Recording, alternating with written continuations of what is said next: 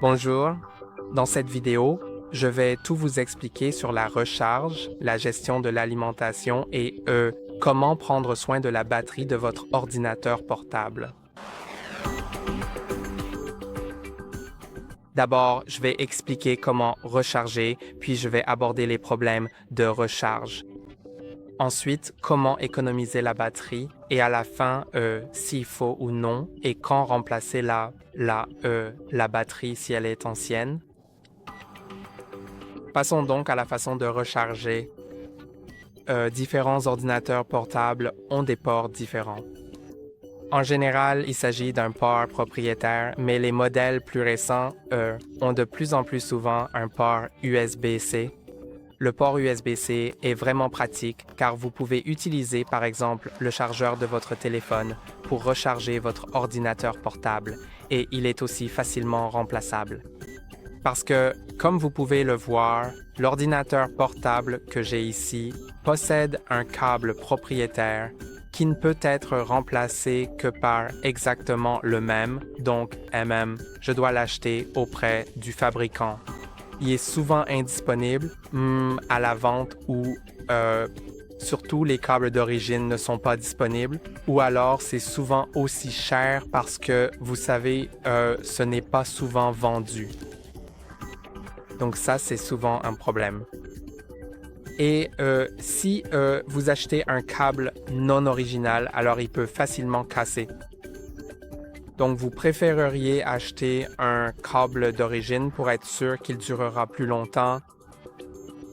Dans le passé, j'ai eu un chargeur non original pour un MacBook et il s'est cassé après un jour. Donc, vous voudriez éviter de faire ça. Pour le brancher, il suffit de trouver le port de chargement. Parfois, il est sur le côté gauche, parfois sur le côté droit et parfois à l'arrière, ici ou là.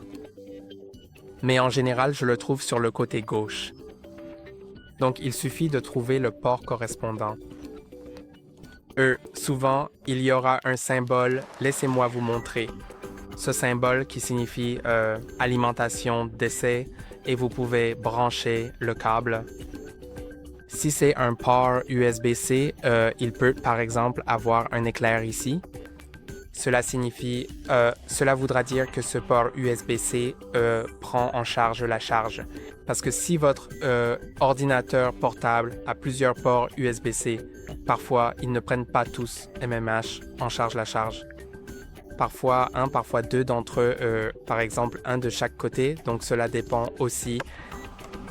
Et si votre ordinateur portable ne se charge pas pour une raison quelconque, alors comme je l'ai dit auparavant à propos des chargeurs non officiels, assurez-vous que votre chargeur est authentique.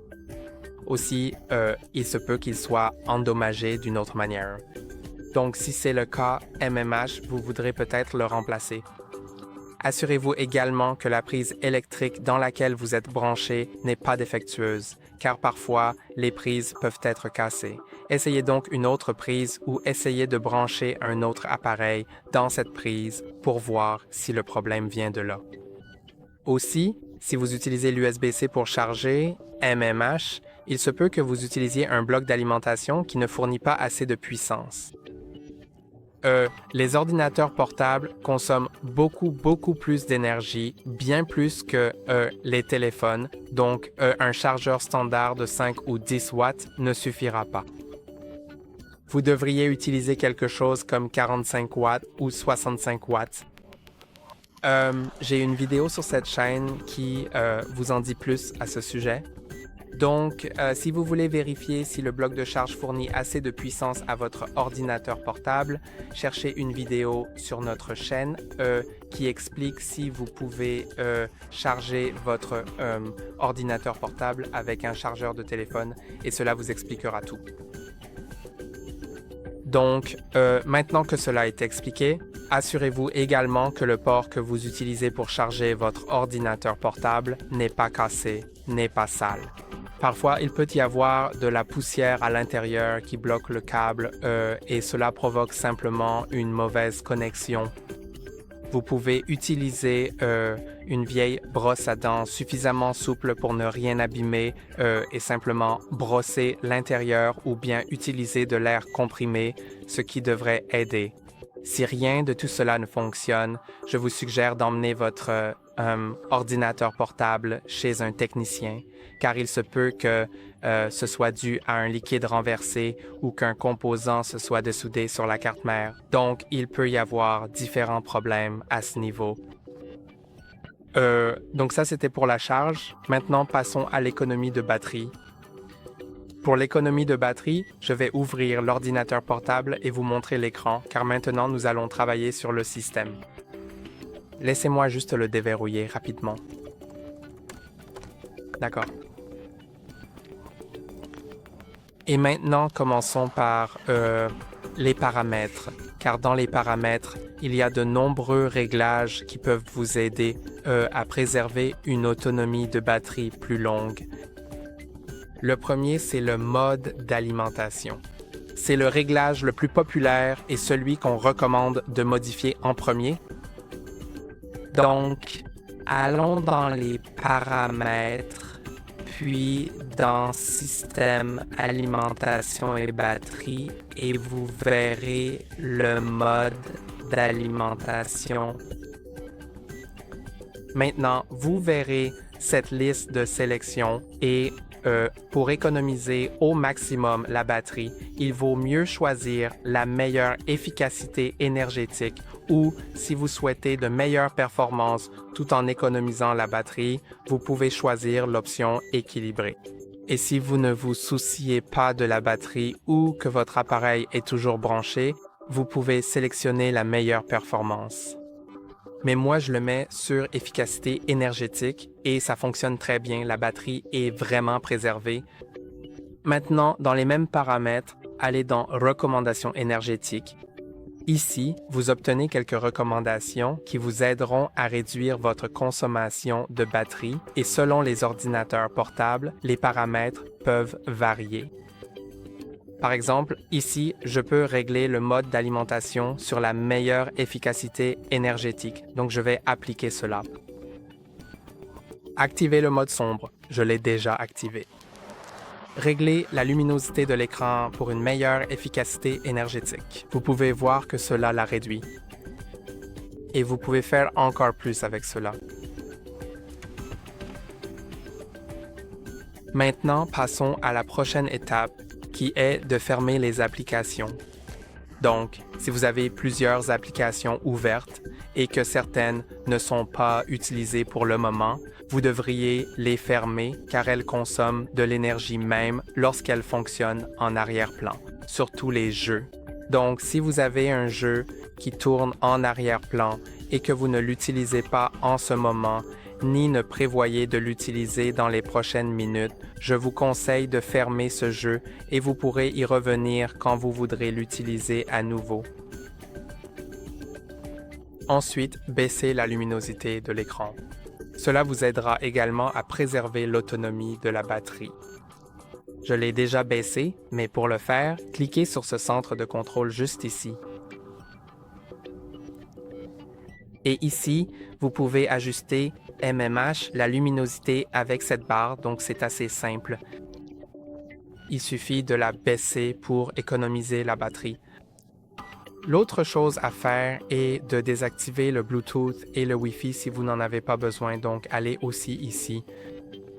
Et vous verrez le Wi-Fi et le Bluetooth. Si c'est en surbrillance, alors c'est activé. Et si ce n'est pas en surbrillance, donc en gris foncé ou gris clair, alors c'est désactivé. Et je n'utilise pas le Bluetooth en ce moment, donc je l'ai désactivé. Je peux aussi désactiver le Wi-Fi parce que je n'en ai plus besoin. Je n'utilise pas Internet en ce moment et cela permet d'économiser la batterie, surtout si, par exemple, vous n'êtes pas chez vous et que vous n'êtes pas connecté au Wi-Fi parce que si vous n'êtes pas connecté au Wi-Fi, mais que le Wi-Fi est activé, alors cela va consommer beaucoup d'énergie parce que votre ordinateur portable va chercher des réseaux disponibles en permanence. Donc, par exemple, si vous êtes dans un train et que vous passez devant différents réseaux Wi-Fi, que vous passez devant eux, devant différentes maisons, l'ordinateur va détecter ces réseaux en arrière-plan et essayer de vérifier s'il peut s'y connecter et cela consomme de l'énergie. Maintenant, vous pouvez passer à la dernière chose qui sera plutôt, pas exactement, pour économiser la batterie de votre appareil, mais plutôt pour vérifier de manière approfondie si votre batterie doit être remplacée prochainement ou si elle est encore en bon état de fonctionnement. Donc, allez dans la barre de recherche et dans la recherche, veuillez taper le terme PowerShell.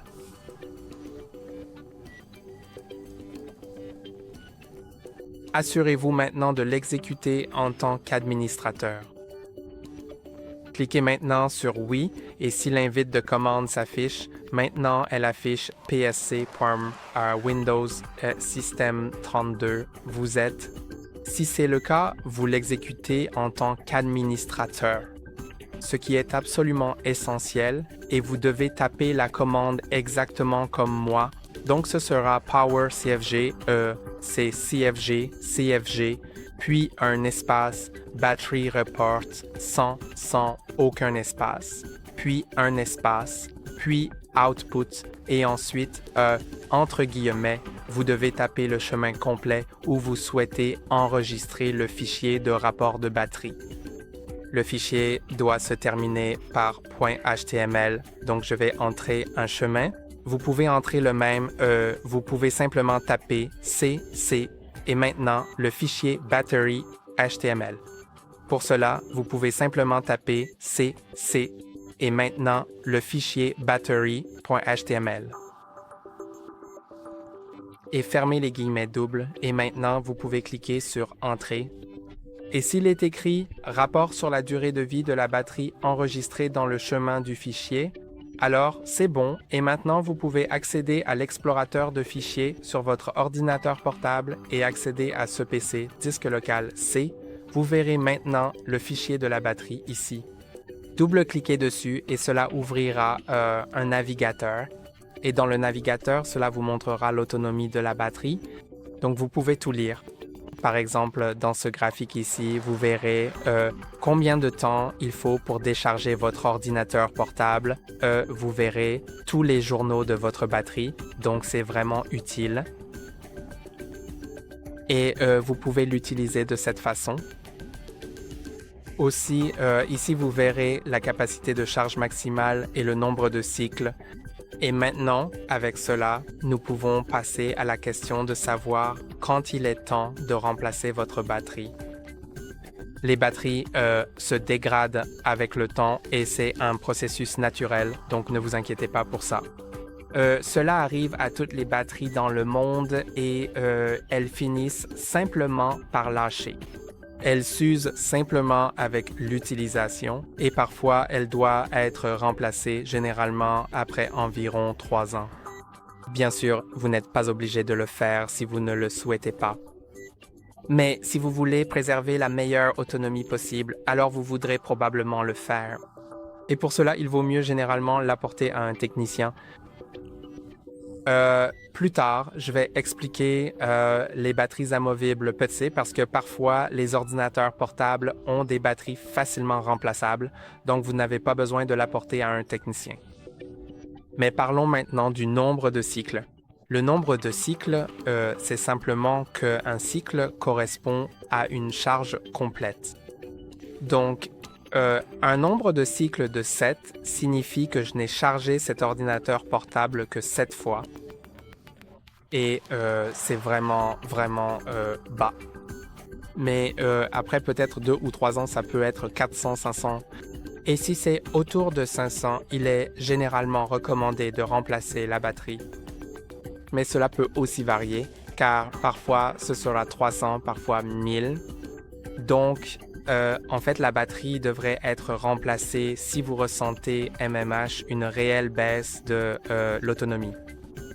Si l'autonomie de la batterie devient insuffisante et que vous avez besoin qu'elle dure plus longtemps. Mais cela peut être utile si vous voulez vraiment vérifier si le nombre de cycles est aussi élevé. Vous pouvez également voir la capacité nominale et la capacité de charge maximale. Que signifient-elles? La capacité nominale signifie la capacité d'usine, donc comme si elle était neuve, elle avait 37 012 milliwattheures. Et maintenant, après les 7 charges, elle a moins de milliwattheures et c'est un processus normal, bien sûr. Cela évolue aussi avec le temps. Donc, si il y a une grande différence entre la capacité nominale et la capacité de charge maximale, alors cela signifie en fait que les performances ont diminué et que l'autonomie de la batterie est bien inférieure à ce qu'elle était lorsque l'ordinateur portable était neuf. Donc, il s'agit ici de remplacer votre batterie. Passons maintenant à la dernière chose, à savoir la batterie facilement remplaçable que l'on trouve sur certains ordinateurs portables. Je vais donc refermer le couvercle comme ceci pour vous montrer le dessous de l'ordinateur portable. Et ici, vous pouvez voir qu'il n'y a pas de batterie à remplacer. Mais sur certains ordinateurs portables, surtout les plus anciens, on peut remplacer la batterie facilement. Elle se trouvera soit quelque part ici, soit peut-être là. Parfois, c'est aussi, disons, étrange, peut-être ici. Mais généralement, elle se trouve sur le bord et il suffit d'appuyer sur, disons, 2 boutons pour faire sortir la batterie et en mettre une nouvelle. Donc, c'est assez facile à remplacer. Mais bien sûr, ce n'est pas le cas sur tous les ordinateurs portables. Les modèles plus récents ont la batterie à l'intérieur et si vous savez comment la remplacer et que vous êtes très prudent, vous pouvez le faire. Mais si vous n'êtes pas à l'aise pour remplacer la batterie vous-même, vous pouvez simplement emmener votre ordinateur portable chez un technicien et il s'en chargera pour vous. Et c'est tout pour aujourd'hui. N'oubliez pas de liker et de vous abonner. À la prochaine.